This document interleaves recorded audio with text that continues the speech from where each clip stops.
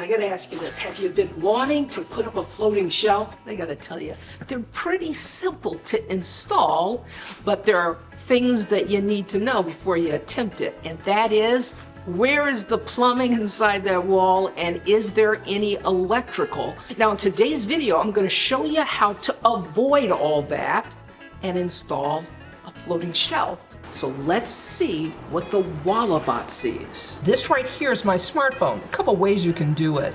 They can work in concert with each other but separately, or there's a magnet here and there's a magnet on the back of my smartphone. All right, I've got my Walabot here attached to my cell phone. The Walabot is behind it. Now I'm gonna scoot to my right and pick up that stud there. There you go, folks. It's identifying it, and it can identify stud center as well. Now I'm going to pull back to my left and see what it does when we come in contact with the plumbing. Well, there you go. It's picked up the copper pipe. We're going to continue to the left and see if it picks up the drain.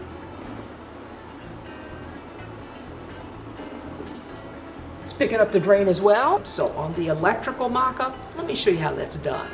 All right, we've got our Walabot on our electrical wall, and what I know is that there's an electrical cable that's running across here.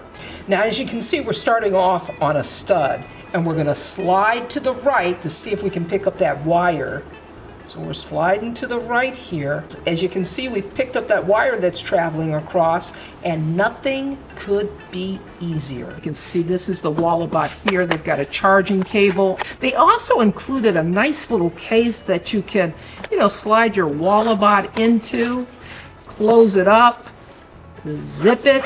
They provided a nice little bag so that if you're giving it away as a gift, well, there you go, you don't have to wrap it.